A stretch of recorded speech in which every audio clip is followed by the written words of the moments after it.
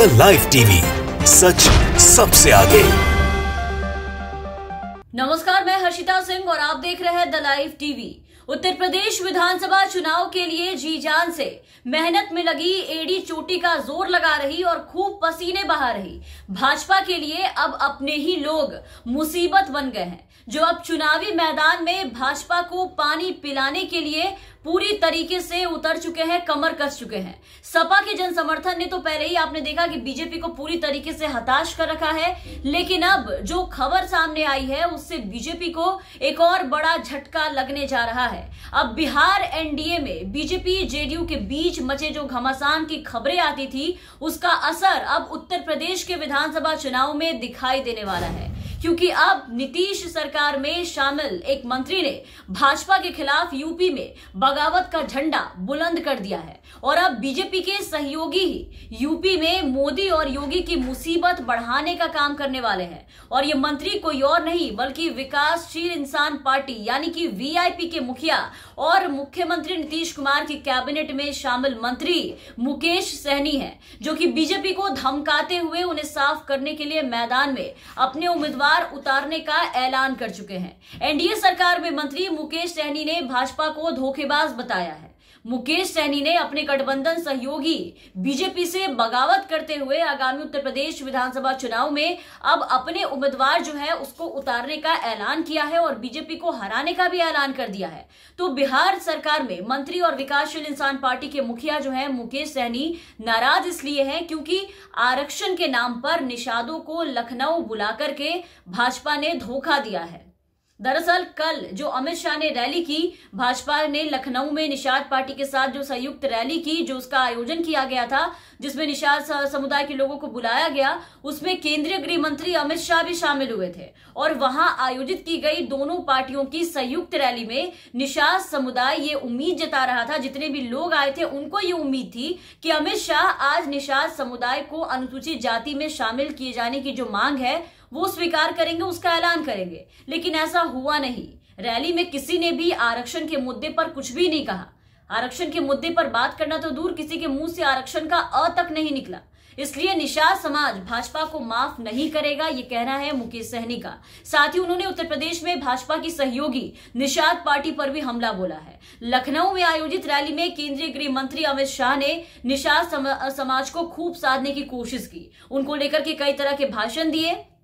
इसके अलावा अमित शाह ने कहा कि रैली में उमड़ी जो निषाद समुदाय की जो समाज की जो भीड़ है वो बताती है कि आने वाले विधानसभा चुनाव में भाजपा और एनडीए 300 सीटों पर जीत हासिल करके अपनी सरकार बनाएगी। साथ ही उन्होंने ये भी कहा वहां पर कि अगले विधानसभा चुनाव में जब जीत मिलेगी तो जीत दर्ज करके दोबारा जब सरकार बनाएगी तो सरकार बनने के बाद निषाद समुदाय के बाकी जो एजेंडे हैं उसको पूरा किया जाएगा। लेकिन अमित शाह की इस रैली में शाह ने जो किया और जो कहा, लोगों को साधने की जो कोशिश की, ना तो उस वक्त वहां के निषाद समुदाय के लोगों को पसंद आया और ना ही यहाँ बिहार में जो मंत्री हैं मुकेश सहनी उनको पसंद आया। रैली में ही आपने देखा था, उसकी तस्वीरें हमने आपको दिखाई थी कि निषाद समुदाय के लोग अमित शाह के भाषण से, अमित शाह की बातों से निषाद समुदाय को आरक्षण की बात ना करने पर जमकर हंगामा हुआ। लोगों ने कुर्सियां तोड़ी थी, खूब तोड़फोड़ किया और साफ कहा था कि कुछ भी हो जाए अब भाजपा को तो वोट नहीं देंगे। और अब देखिए कि निषादों को इस तरह से बुला करके ठगने पर बिहार में नीतीश सरकार के जो मंत्री हैं मुकेश सहनी जो है वो अब सामने आ चुके हैं, पूरी तरीके से बीजेपी के खिलाफ नजर आ रहे हैं। वीआईपी के मुखिया मुकेश सहनी ने कहा है कि लखनऊ में हुई रैली से ये पूरी तरीके से अब साबित हो चुका है कि निषाद पार्टी संजय निषाद और उनके परिवार की पार्टी है। साथ ही उन्होंने कहा है कि निषाद पार्टी के जो अध्यक्ष हैं संजय निषाद, वो समाज के लोगों को ठग रहे हैं, बीजेपी के साथ मिल करके पूरी तरीके से छल कपट करके उनका वोट लेंगे और उनको इसी तरीके से छोड़ देंगे। अब उन्होंने कहा है कि 25 दिसंबर के बाद से उत्तर प्रदेश में इनकी पार्टी की जो प्रचार यात्रा है वो शुरू की जाएगी, मुकेश सहनी की। इसके साथ ही उन्होंने अब अपने गठबंधन सहयोगी बीजेपी से बगावत करते हुए आगामी उत्तर प्रदेश विधानसभा चुनाव में उम्मीदवार उतारने का जोर शोर से ऐलान कर दिया है। विधानसभा की कुल 403 में से 165 सीटों पर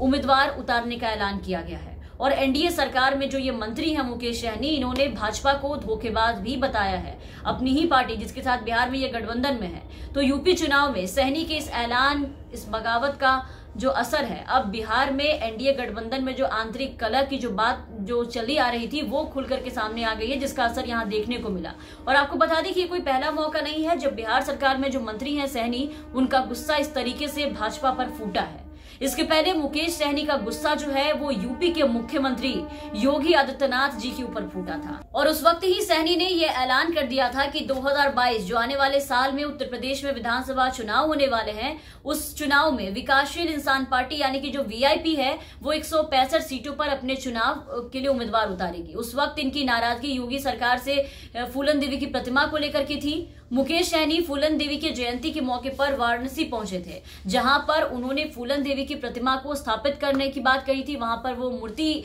स्थापित करना चाहते थे, लेकिन उन्हें वाराणसी एयरपोर्ट से बाहर तक नहीं आने दिया गया था उस वक्त। और मुकेश सहनी को वहां के जो प्रशासन थे वाराणसी से, वो प्रशासन ने अपनी फ्लाइट से फूलन देवी की प्रतिमा के साथ साथ कोलकाता उन्हें रवाना कर दिया था। और इस पूरे घटना पर मुकेश सहनी बीजेपी से काफी ज्यादा नाराज हो गए थे। योगी सरकार के प्रति उनकी नाराजगी काफी देखी गई थी, तो विरोध दर्ज करने के लिए उन्होंने यहां तक कर दिया था कि बिहार विधानसभा के मानसून सत्र का जो पहला दिन था उसमें एनडीए की एक बहुत महत्वपूर्ण बैठक होने वाली थी, जिसका कि सहनी ने बहिष्कार कर दिया था, वहां बैठक में शामिल नहीं हुए थे। और उसी वक्त यह ऐलान किया था कि 2022 में उत्तर प्रदेश में जो विधानसभा चुनाव होने वाले हैं उसमें विकासशील इंसान पार्टी जो है वो 165 सीटों पर चुनाव लड़ेगी और बीजेपी को मजा चखाएगी। और आज फिर एक बार सहनी जो है अपने ही सहयोगी पार्टी यानी कि बीजेपी से नाराजगी व्यक्त की है निषाद समुदाय के अपमान को लेकर के। और यहां आपको ये बता दें कि निषाद समुदाय जो है वो काफी लंबे समय से अनुसूचित जाति में शामिल किए जाने की मांग कर रहा है। आरक्षण के मुद्दे पर लगातार बात की जा रही है और अभी जो आयोजित की गई रैली थी वो दोनों पार्टियों की संयुक्त रैली में निषाद समुदाय जितने भी लोग वहां पर आए थे उनको ये पूरी उम्मीद थी कि अमित शाह निषाद समुदाय को इस अनुसूचित जाति में शामिल किए जाने की जो मांग है वो स्वीकार करेंगे, निषाद समुदाय को आरक्षण मिलेगा, लेकिन ऐसा हुआ नहीं। और इससे निषाद पार्टी के अध्यक्ष संजय निषाद ने भी इसको लेकर के नाराजगी जताई है और इसके लिए योगी आदित्यनाथ को पत्र लिखा है और पत्र लिख करके कहा है कि अगर बीजेपी को निषाद समुदाय का, निषाद समाज का वोट चाहिए तो उन्हें इस समाज के लोगों का ख्याल रखना होगा, उनके जो मुद्दे हैं उस पर विचार करना होगा। और अब उनके साथ साथ बिहार सरकार में मंत्री सहनी भी खुल करके बगावत पर उतर चुके हैं, मैदान में उतर चुके हैं पूरी तरीके से बीजेपी के खिलाफ। भाजपा को सीधे तौर पर धोखेबाज बता रहे हैं और यूपी से बीजेपी को साफ करने की बात कर रहे हैं। तो निषादों को एससी कैटेगरी में शामिल ना करने के अमित शाह के इस रवैये से मुकेश सहनी की नाराजगी आप देख रहे हैं कि किस तरीके की है और उनकी यह नाराजगी भाजपा को यूपी में नुकसान पहुंचा सकती है।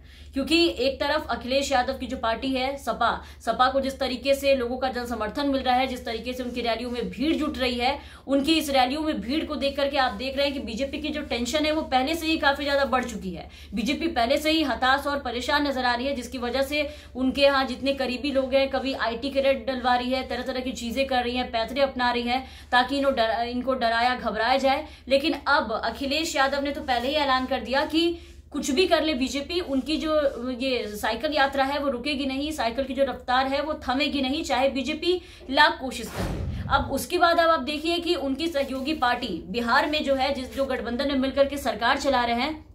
और वहां पर जो बीजेपी बड़े भाई की भूमिका में है, वहां पर कई दिनों से जो खटपट की खबरें आ रही थी उसका असर अब सीधे यूपी में देखने को मिल रहा है। सीधे तौर पर इनकी सहयोगी पार्टी जो बिहार में गठबंधन में है, वहां देखिए कि उस गठबंधन के लोग ही अब उत्तर प्रदेश में बीजेपी को साफ करने की बात कर रहे हैं कि बीजेपी को हरा देंगे, रणनीति बना रहे हैं बीजेपी के ही खिलाफ।